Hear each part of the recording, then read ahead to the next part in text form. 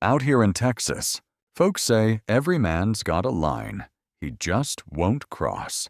But what happens when that line disappears behind a pair of polished boots and a winning smile? They called him a pillar of the community, a rodeo man, a grieving husband just trying to raise his little girl the best he could. But behind those mansion walls and the scent of saddle oil, something festered. The way he looked at her wheelchair, the way he winced every time she laughed.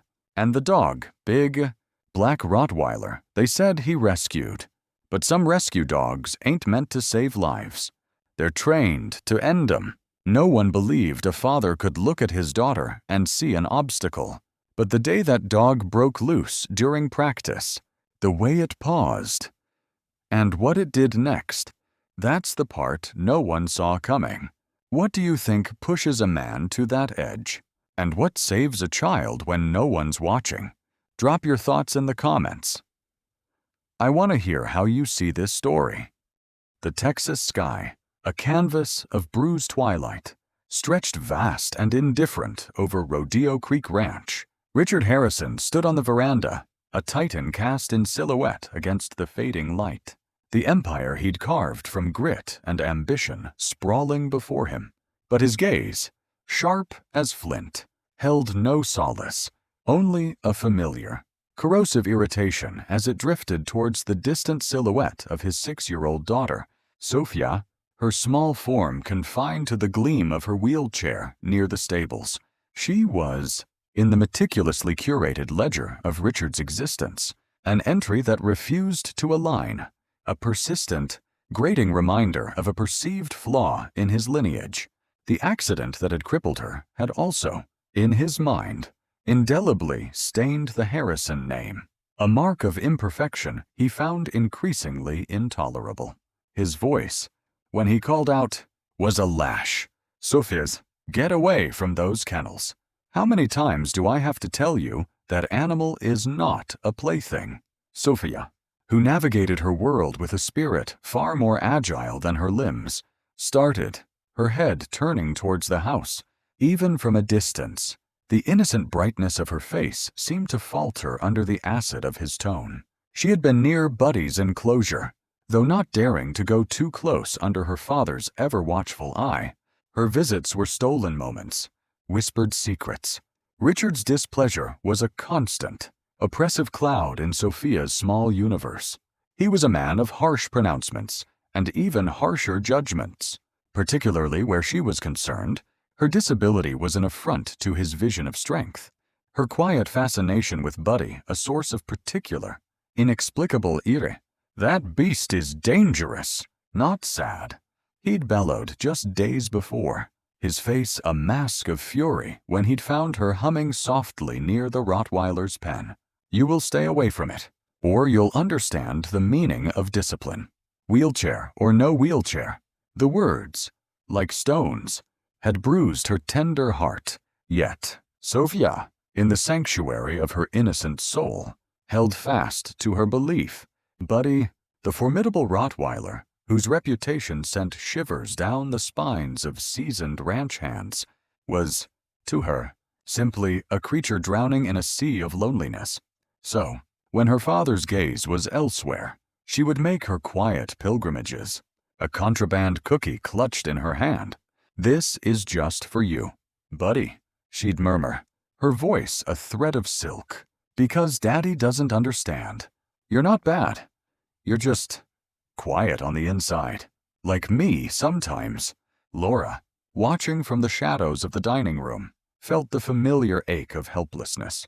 Each harsh word Richard flung at Sophia was a blow to her own spirit.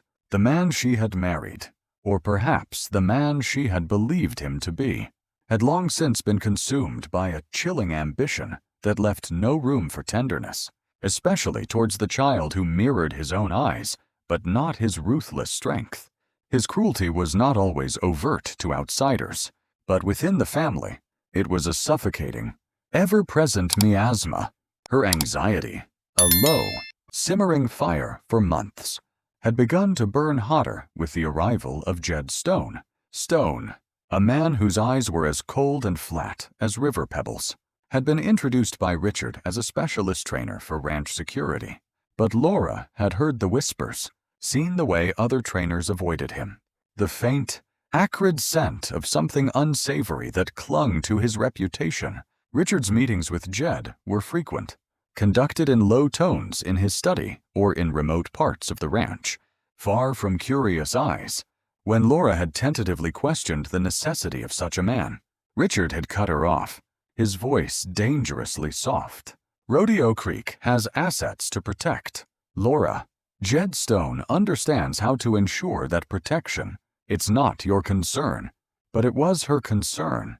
Everything about Richard's recent demeanor, his escalating impatience with Sophia, his secretive consultations with Jed, a new, predatory gleam in his eye when he looked at Buddy, felt like disparate threads being pulled taut, drawing toward some unseen, ominous knot. She'd noticed Richard taking a new, almost obsessive interest in Buddy's aggressive capabilities, a stark contrast to his previous indifference.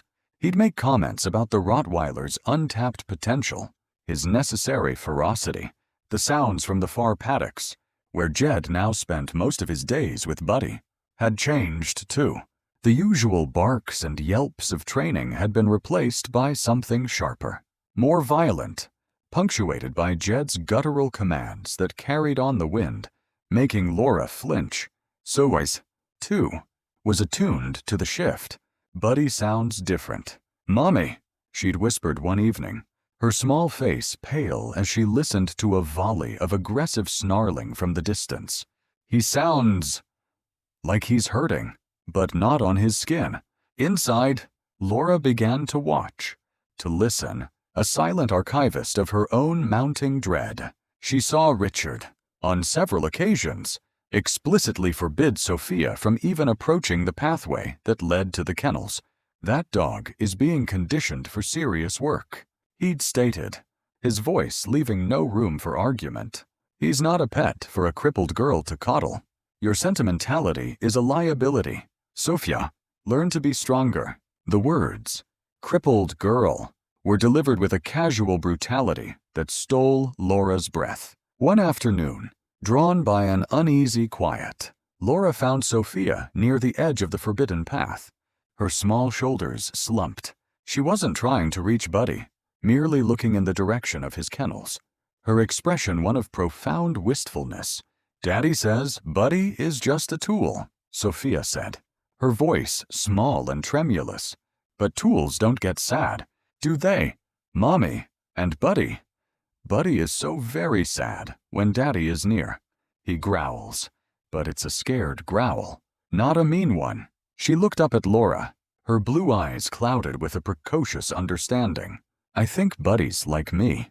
We just need someone to really see us, to understand what's in our hearts, not just what's wrong on the outside." Laura pulled her daughter close, a silent promise of protection forming in her heart, even as fear coiled tighter in her stomach. She didn't know what Richard was truly planning, what final, terrible purpose Jed Stone and Buddy were being primed for, but the shadows were lengthening around Rodeo Creek, and the air was thick with unspoken threats. The the conspiracy, was no longer a vague premonition. It was a palpable presence, a tightening noose, and Laura knew, with a chilling certainty, that its focus was her innocent, vulnerable child. The ground was being prepared for something terrible, an explosion that felt both inevitable and, as yet, terrifyingly undefined. The oppressive weight of unspoken fear that had settled over Rodeo Creek thickened with each passing day, a suffocating blanket woven from Laura's mounting dread. The vague premonitions she'd harbored now gnawed at her with the insistence of a physical hunger. Sleep offered no refuge, only a gallery of distorted images, Richard's glacial eyes, Jed Stone's reptilian smile, Buddy's distant, agonized howls. She knew, with a certainty that chilled her to the bone, that she could no longer drift in the currents of anxiety. She had to seek the terrible truth, no matter how monstrous, Driven by this desperate resolve, Laura found herself drawn once more to the desolate northern paddocks, the clandestine stage for Jed Stone's brutal tutelage of Buddy. This time, she moved with the stealth of a wraith, her heart a frantic drum against her ribs. What she witnessed there, concealed behind a rusted, disused water trough, shattered the last vestiges of her denial, plunging her into the very heart of Richard's depravity. Jed was in the center of the dusty enclosure, a child-sized mannequin propped limply against a fence post. It was dressed in a pristine white frock, eerily similar to one Sophia cherished. As Jed barked a guttural command, Buddy, a black thunderbolt of conditioned fury, launched himself at the figure. He tore at the dress, his powerful jaws ripping through the fabric with savage efficiency. Laura saw Richard standing by the rails, a thin, cruel smile playing on his lips as he watched the spectacle. He nodded once, a gesture of profound satisfaction, as Buddy, with a final, violent shake, sent the mannequin's head lolling at an unnatural angle. Then, as Jed reset the figure, Laura caught a nauseating detail. Jed took a small garment from a bag, one of Sophia's actual outgrown sweaters, its familiar pattern a stab to Laura's heart, and rubbed it vigorously over the mannequin. The scent. They were conditioning Buddy not just to attack a figure, but to attack Sophia. The conspiracy was unmasked, its features more hideous than she could have ever imagined. A strangled cry nearly escaped her, but she choked it down, icy terror giving way to a white-hot, protective rage. She retreated, unseen, her mind a whirlwind. Richard's plan was no longer a nebulous threat. It was a meticulously crafted design of unimaginable cruelty. Within days, Richard, oblivious to Laura's discovery, initiated the next phase of his grotesque charade. He approached Laura with an air of magnanimous concern, his voice dripping with feigned sincerity. "Laura, my dear," he began, his eyes carefully avoiding hers. "I've been thinking about Sophia and Buddy. Perhaps my methods have been overly cautious. Jed believes Buddy is making progress, that some controlled interaction might be beneficial, a kind of family integration program. If you will, we could allow Sophia supervised access to the lighter training areas. It might even help her overcome her timidity." Laura felt a glacial chill. This sudden, saccharine solicitude, coming from the man she now knew was plotting their daughter's murder, was more terrifying than his overt cruelty. A family integration program, she managed, her voice carefully neutral. "That's an unexpected idea, Richard. Growth requires new approaches," he said smoothly, the lie sliding effortlessly from his tongue. The designated morning arrived with a heavy, foreboding stillness. Richard, with an almost theatrical tenderness, suggested Sophia might enjoy watching some of the gentler training exercises from a shaded spot near the main kennels. Laura, her nerves stretched to their breaking point, insisted on accompanying her, a silent, watchful guardian. Sophia, thrilled by the unexpected reprieve from her father's usual prohibitions, was a small beacon of innocent excitement as Sophia wheeled herself along the path. A wiry, taciturn ranch hand named Vic, a man Laura had always instinctively distrusted due to his sycophantic devotion to Richard, busied himself nearby, ostensibly mending a section of fence.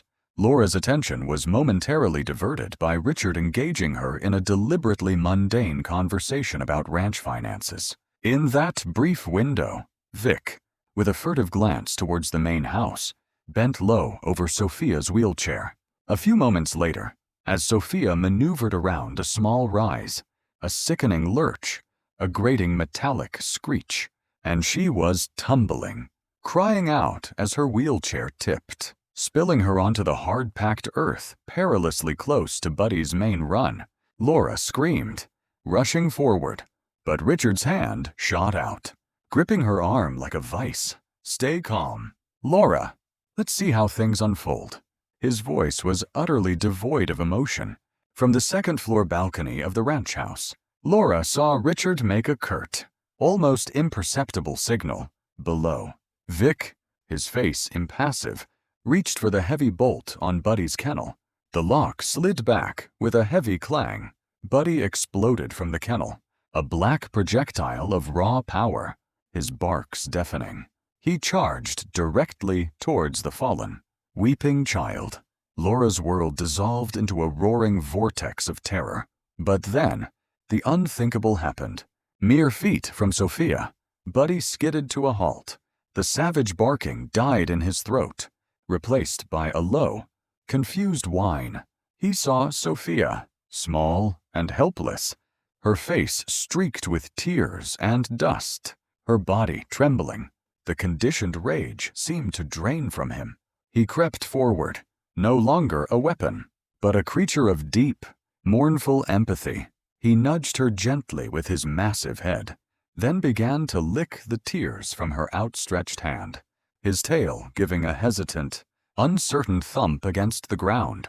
Sophia, through her sobs, looked into the dog's troubled amber eyes. "I'm not afraid of you, Buddy," she whispered, her tiny hand stroking his broad muzzle. "I knew you wouldn't hurt me." Unseen by Richard or Laura in that moment, a young ranch hand named Pedro, who had been mucking out stalls nearby, had witnessed the entire horrifying sequence. Vic's subtle sabotage, Richard's cold signal, Buddy's charge, and his astonishing, tender reprieve, his eyes wide with a mixture of fear and outrage. Pedro had instinctively raised his old cell phone, its camera recording the damning evidence. The immediate aftermath was chaotic.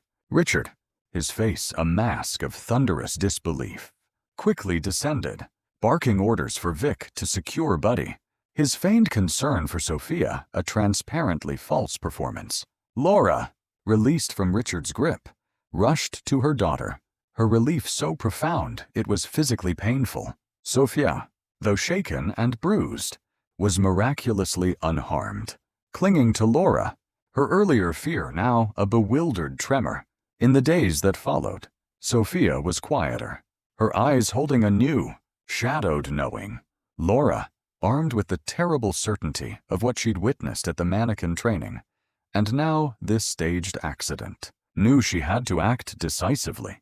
She noticed Vic hastily replacing Buddy's usual heavy chain lead with a thinner, less conspicuous one just before the incident, a detail that screamed premeditation.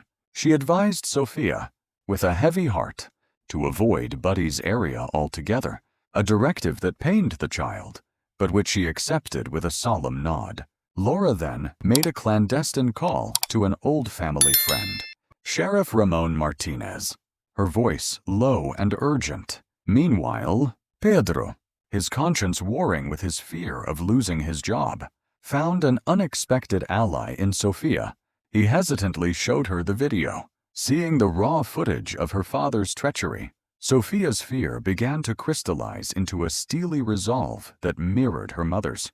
Together, the two children, one crippled but fiercely courageous, the other a quiet observer now thrust into the role of witness, began their own secret investigation. Armed with Pedro's old phone, they planned to gather more evidence, to capture photos of Buddy's restraint system, to try and record the hushed, venomous conversations between Richard and Jed Stone that often drifted from the ranch office late at night. The unmasking of the conspiracy had begun, not just through Laura's actions, but through the indomitable spirit of a child and the unexpected bravery of a young boy, a fragile alliance forged in the face of an unimaginable darkness. The days that followed Richard's failed, horrifying gambit at Buddy's kennel were draped in a silence thicker than any Texas thunderhead, a quiet underscored by the frantic beating of Laura's own heart. Sophia, though physically unscathed from her tumble, carried a new shadow in her eyes, a fragile stillness that spoke of terrors a child should never know. The memory of Buddy's rough, warm tongue on her tear-stained hand was a small, treasured beacon in that darkness, but the image of her father's cold signal from the balcony, A scene Pedro had recounted with wide, frightened eyes, was a wound that festered. Laura watched her daughter, her soul aching. The open ranch, once a landscape of freedom even within the confines of Sophia's chair, now felt like a gilded cage, every familiar vista tainted by Richard's venom. The easy camaraderie of Rodeo Creek, the scent of hay and horse and sun-baked earth, all of it was now overlaid with a sinister patina. Her Richard, the man she'd once loved, or perhaps the idealized memory of a man who'd never truly existed, was a ghost, replaced by this calculating stranger. She found herself lost in reveries of their earlier years, the hard work and shared dreams that had built this ranch, searching for the fork in the road where his heart had turned to stone.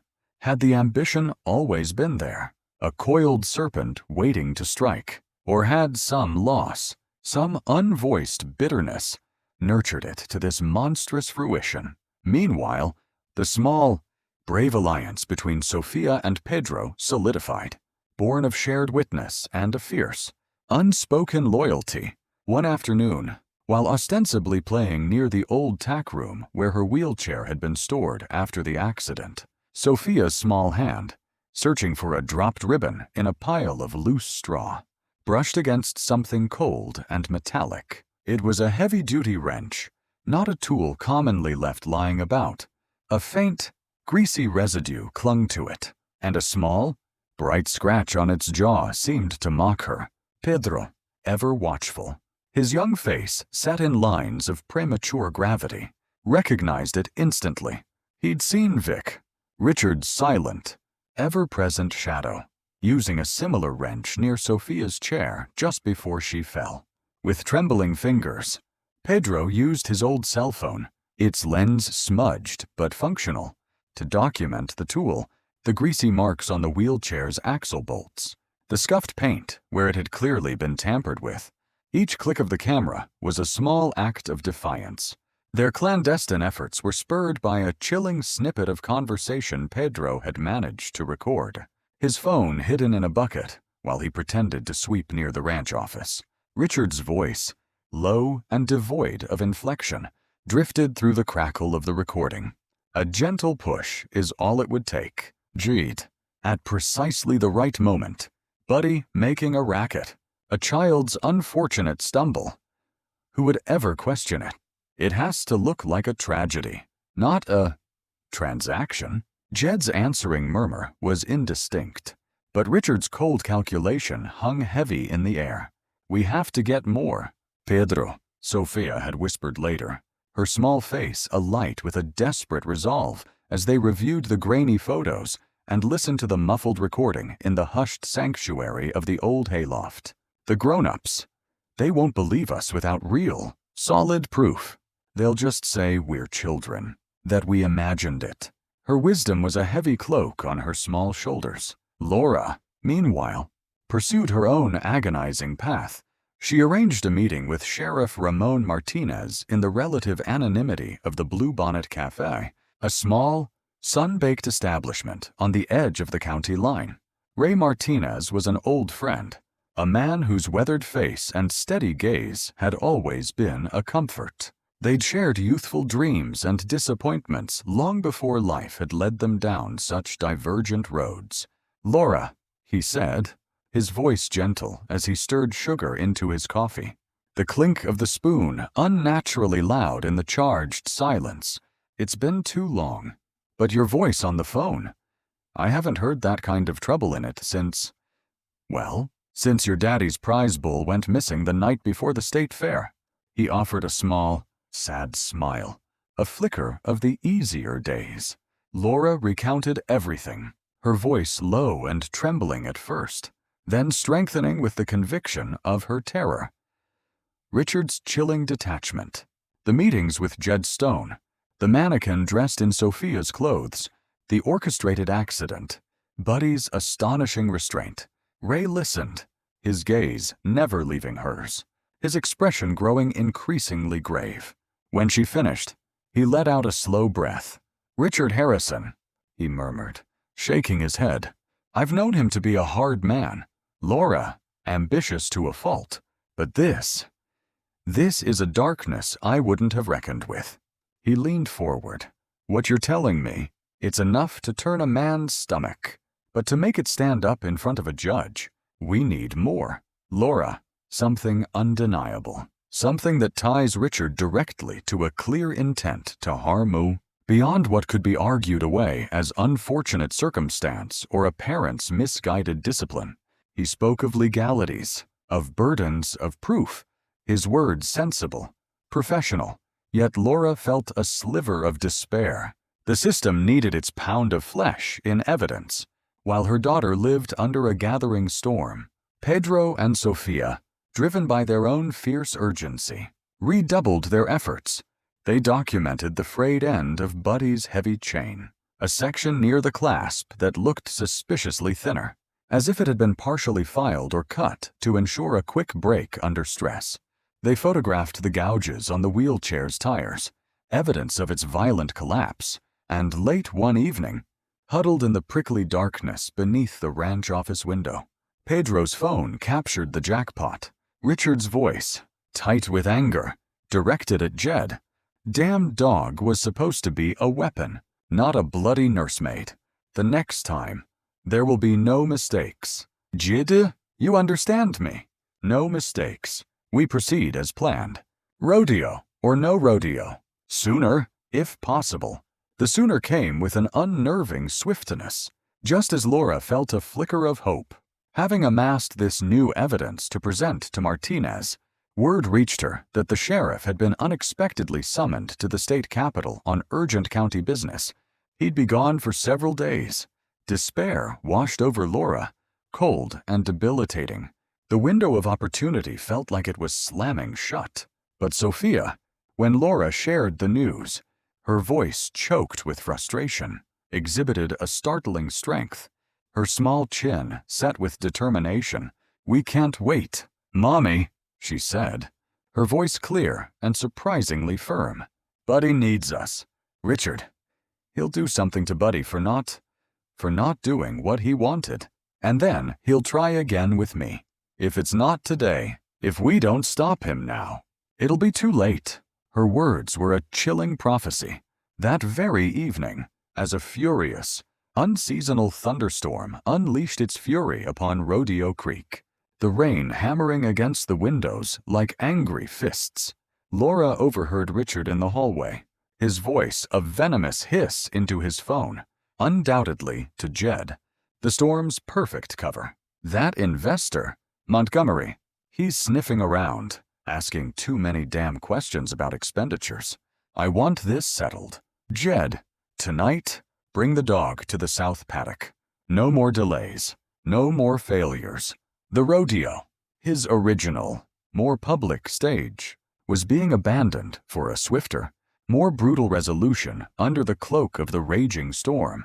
Laura's mind raced. Martinez was gone. The evidence they had, however damning, felt insufficient for immediate, decisive action without him. But Sofia was right. Tonight, Richard wouldn't wait. Then, a name sparked in her memory. Montgomery, the investor Richard was so keen to appease, or perhaps so fearful of, a man of considerable influence in their world. She found Pedro sheltering in the mudroom, his eyes wide as lightning split the sky. Pedro's, Laura said, her voice urgent, grabbing his small, sturdy arm. There's no time for the sheriff. You have to run. Run to Mr. Montgomery's estate. It's the big one. 3 miles down the old county road. You know it. Pedro nodded, his face pale but resolute. Tell him everything. Show him what you recorded. Tell him Richard Harrison is trying to kill his own daughter. Tonight. Tell him only he has the power to make Richard stop before it's too late. Go now, Pedro, and pray you're fast enough. As Pedro vanished into the torrential downpour, a small, desperate messenger against the storm's fury, Laura turned back towards the dark heart of the ranch, her own desperate plan taking shape, a mother's love, her only shield against the unfolding night. What did you think of today's story? If it made your day, drop a good in the comments. If it didn't hit the mark, just type 1. Got your own thoughts? I'd love to hear them below. And hey, don't forget to hit subscribe. It's free, and it really helps the channel grow. Thank you so much for being here. The rain, which had begun as a furious barrage, settled into a relentless, weeping downpour, each drop a cold tear on Laura's face as she guided Sophia's wheelchair through the churning mud towards the training kennels. The wind, a mournful tenor, whipped her hair across her eyes, but she pushed on, her steps surprisingly steady on the slick ground. Beside her, Sophia was a small, determined figure, her usual bright chatter silenced, her small hands gripping the wheels of her chair with a tenacity that mirrored Laura's own. There was no turning back now. The die was cast with Pedro's flight into the storm, and whatever awaited them in the dim, rain-swept glow of the kennel lights. They would face it together. Laura's mind, a tempest of its own, flashed with memories. Richard, younger, his smile easier, lifting a laughing Sophia onto her first pony. The shared dreams, whispered under starry Texas nights, of a legacy built on hard work and family. Where had that man gone, or had he ever truly been? Outside of her own hopeful heart, the ranch, their empire, now felt like a monument to a lie, its sprawling acres a testament to an ambition that had devoured its own soul. The warmth she had once felt for this land, for the life they had forged, had long since turned to ash, leaving only the fierce, primal instinct to protect her child. As they rounded the corner of the long stable block, the scene unfolded under the harsh glare of a single, swinging security light, its beam fractured by the driving rain. Richard stood near Buddy's main run, his tall frame rigid with a furious energy. Jed Stone, looking more weasel-like than ever in the dim, wet light, was fumbling with the heavy bolt on Buddy's gate. Buddy himself was a restless shadow within, his low, anxious growls barely audible above the storm's symphony. Get him out into the main yard. Jed. Richard's voice cut through the din, sharp and commanding, laced with a desperate edge. Tonight, everyone who matters is going to understand this. Kerr is beyond control, a menace to this ranch. It's time his true nature was put on display. Before Laura could utter a word, before Richard or Jed even registered their sodden arrival, Sophia acted. With a strength that seemed impossible for her small frame, she propelled her wheelchair forward, its wheels cutting through the mud, directly towards the gate of Buddy's run, just as Jed began to slide the bolt. Sophie's. No, Laura cried, lunging forward, but she was too late. The heavy gate creaked open. Sophia, her face pale but resolute in the eerie light, wheeled herself directly into the formidable Rottweiler's domain. Buddy, startled, unleashed a deep, guttural growl, his massive body tensing. For a heart-stopping instant, he was the fearsome beast of reputation, the instrument of Richard's cruel design. Then, he saw her, truly saw her, this small, drenched child, her gaze unwavering, her presence a familiar comfort in his often brutal world. The growl died in his throat, replaced by a soft, questioning whine. He lowered his great head, his powerful body relaxing, and with a sigh that seemed to carry all the sorrows of the world, he lay down at the foot of her wheelchair, nudging his wet muzzle into her lap, his tail thumping a hesitant rhythm against the muddy ground. Sophia reached out a trembling hand, laying it gently on his broad head. The rain plastered her fine hair to her forehead, but her eyes shone with an almost ethereal calm. "You're not bad, Buddy," she whispered, her voice so soft Laura almost didn't catch it above the wind. "You're just scared, like me sometimes. I used to be scared of Daddy too, a long, long time ago." That simple, profound statement, a child's innocent confession of a shared vulnerability. Hung in the air, more potent than any accusation, Laura felt tears, indistinguishable from the rain, trace cold paths down her cheeks. She turned to face Richard, her sorrow transmuting into a courage she hadn't known she possessed. "It's over, Richard," she said, her voice steady despite the tremor in her soul.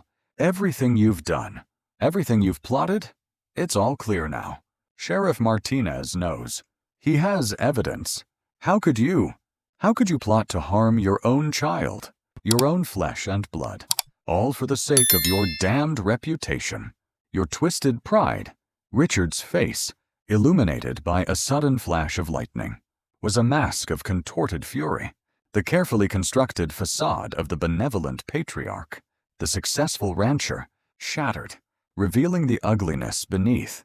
"She is not my child," he screamed, his voice cracking, raw with a lifetime of hoarded resentment. "She is my shame, my defect, a constant, public reminder of weakness." His words, more brutal than any physical blow, struck Laura to the core, but before she could even process the depth of his depravity, another sound pierced the storm's roar. Hurried footsteps, a voice calling out, "Mr. Harrison, hold it right there." Pedro, soaked to the bone, but his eyes bright with a triumphant urgency, burst into the dim light, and beside him, his presence solid and imposing even in the deluge, was Mr. Alistair Montgomery.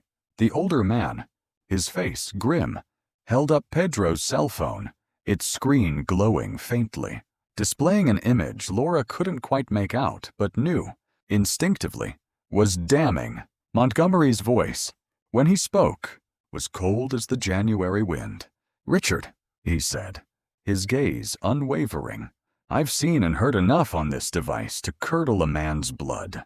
Your heinous little scheme is laid bare. As of this moment, Harrison, consider every contract, every dime of my investment in Rodeo Creek, null and void, and I'd strongly advise you to find a good lawyer. You'll be needing one when Sheriff Martinez returns. You'll face a court for this." For a moment, Richard stood frozen, trapped in the converging vectors of his exposure. Then, with a guttural roar of pure, animalistic rage, he lunged, not at Montgomery, but towards Laura and Sophia, his hands outstretched like claws. It happened in a heartbeat. Buddy, who had been a comforting weight against Sophia's chair, was suddenly a black streak of motion. He didn't attack. He didn't bite. He simply, powerfully, interposed his massive body between Richard and the two females he had, in his own canine heart, claimed as his own. Richard, caught off guard by the unexpected obstacle, his feet slipping on the treacherous mud, crashed heavily to the ground. He lay there, a sprawling, undignified heap in the filth, the driving rain plastering his expensive clothes to his body, his carefully cultivated image of power and control dissolving into the mire. Laura rushed to Sophia, shielding her, even as Montgomery and Pedro moved to ensure Richard remained down. The storm raged on, but within the small, protected circle around Sophia and her devoted dog, there was a fragile, hard-won quiet. The confrontation at the kennels was over, leaving behind the wreckage of a man's soul and the resilient, enduring strength of a mother's love and a child's unwavering faith. The taste of bitter coffee from her morning meeting with Ray Martinez lingered in Laura's memory, a distant echo of a world where justice, however slow, might still find its way through the darkest of nights. The fury of the storm seemed to exhaust itself in the same moments that Richard Harrison's reign of terror over Rodeo Creek collapsed into the sodden earth. As the last rumbles of thunder retreated to the far-off mesas, and the rain softened to a mournful drizzle, the harsh blue and red lights of Sheriff Martinez's returning cruisers pulsed against the wet darkness, an official punctuation mark to a night of profound upheaval. Richard, a man undone, was led away, his earlier rage extinguished, leaving behind only a hollow, vacant shell. Mr. Montgomery, his bearing resolute, provided a succinct, damning account, corroborated by Pedro's raw, undeniable footage, and Laura's own tearful, yet steady, testimony. Jed Stone, when faced by the grim-faced deputies, seemed to shrink into himself, the bluster he'd worn under Richard's shadow evaporating. Later, from the stark confines of a county holding cell, he'd made his plea. I was afraid of him, he'd told Sheriff Martinez, his voice raspy, stripped of its earlier menace, more afraid than I ever let on. But seeing that little girl, and that dog, I reckon it's time I chose to stand on the right side of the fence. Sheriff, for whatever that's worth now. His testimony would later prove crucial, painting a chillingly detailed picture of Richard's calculated cruelty.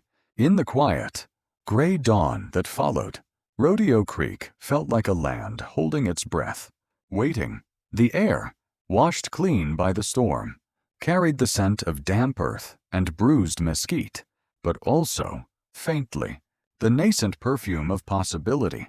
Laura, moving through the familiar rooms of the ranch house, felt the ghosts of her past life with Richard recede, not into forgiveness, but into a sorrowful distance. The reins of the ranch, by default and by Montgomery's quiet, decisive legal interventions, fell to her.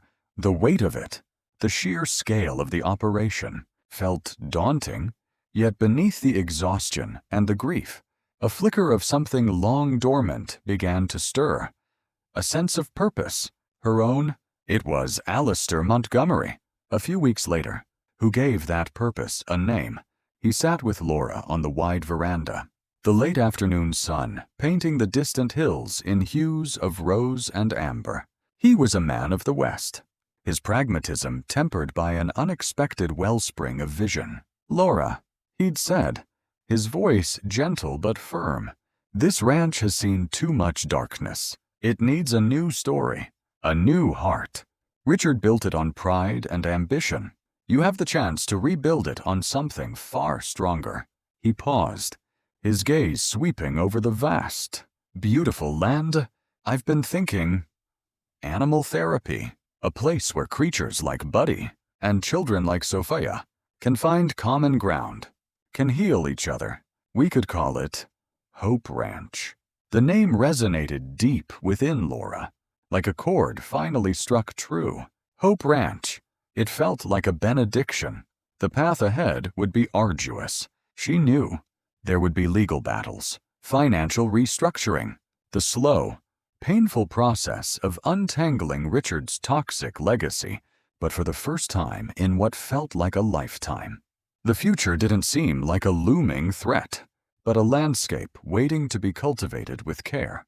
Sophia, in her own quiet way, had already intuited this new direction. One sun-drenched morning, she sat beside Buddy in his familiar run, the dog's great head resting peacefully in her lap. The change in Buddy since Richard's departure was palpable. The anxiety that had once radiated from him like a dark aura had softened, replaced by a gentle, watchful calm. We're going to help other children now, Buddy, Sophia whispered, stroking his soft ears. Lots of them.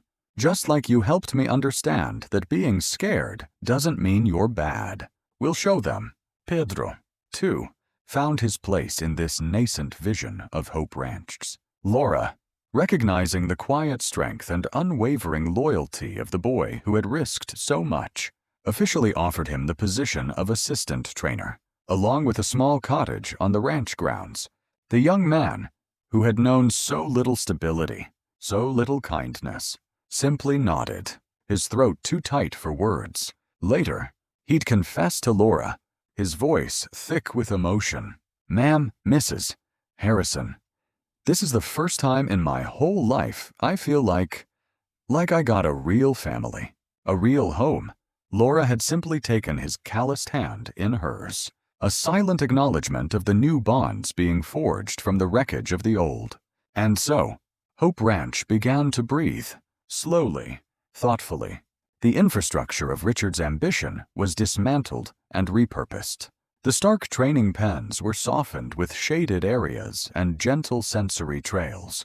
The echoes of harsh commands were replaced by the murmur of encouraging voices, the nicker of horses, the contented sighs of animals who knew only kindness.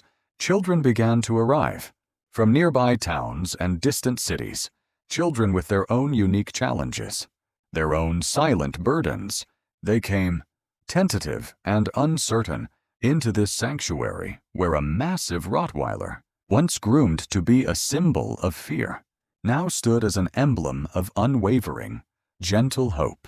Buddy, with his profound capacity for empathy, seemed to understand each child's unspoken needs, offering a comforting presence, a patient ear, a warm, furry head to cry on.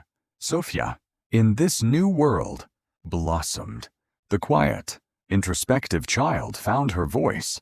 Her spirit taking flight, she became the unofficial, then official, young ambassador for Hope Ranch. There was a television interview, a local human interest story that somehow caught the wind and traveled further than anyone expected. Seated in her wheelchair, Buddy at her side, her gaze clear and direct, Sophia spoke with a wisdom that belied her years. "I used to think I was a burden," she shared, her voice soft but steady, "because I was different. But Buddy, and my mom, and Pedro, they helped me see that being different isn't a bad thing. It's just another way of being. And sometimes, if you look close enough, your difference can be your greatest gift. It helps you see things other people might miss." The official opening of Hope Ranch was a sun-drenched autumn day, the kind where the Texas sky seems to stretch into eternity, a pure, aching blue. The community gathered, their faces reflecting a mixture of curiosity, support, and a quiet acknowledgement of the profound changes that had swept through Rodeo Creek. There were speeches, heartfelt and blessedly brief. Laura spoke of second chances, of the healing power of compassion. Mr. Montgomery spoke of investing in hope, but the true heart of the ceremony came when Sophia, dressed in a simple, bright sundress, made her way to the center of the newly grassed main arena. Buddy walked calmly beside her wheelchair. Then, with Pedro's gentle assistance, Sophia was carefully, lovingly lifted from her chair and settled, for a few triumphant moments, onto Buddy's broad, strong back. It wasn't a gallop, not a ride in the conventional sense, but a slow, regal procession, a symbol of their shared journey. Buddy, ever attuned, moved with an almost reverent stillness, his every step a testament to his devotion. Sophia, her small face radiant, her arm resting lightly on Buddy's neck, addressed the hushed crowd.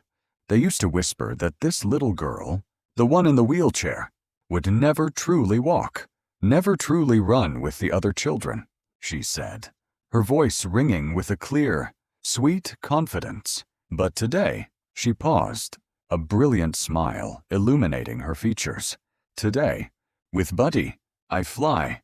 A wave of emotion rippled through the crowd. A sigh, a shared tear, then a spontaneous, rising tide of applause that rolled across the plains as the clapping softened. Amidst the joyful, unrestrained laughter of the children who had already found solace at Hope Ranch, Buddy turned his great head and gently licked Sophia's cheek. She giggled, burying her face in his soft fur, a perfect, poignant image of love, resilience, and the enduring promise of a new dawn. The sun, setting behind the distant hills, bathed Hope Ranch in a warm, golden light, a quiet blessing on all the healing yet to come. Jesuant, what did you feel while reading this story? Do you believe people like him can ever change? Or are some lines just never meant to be crossed? Leave your thoughts down in the comments. I read everyone. And if stories like this hit you deep, go ahead and subscribe. There's more where that came from.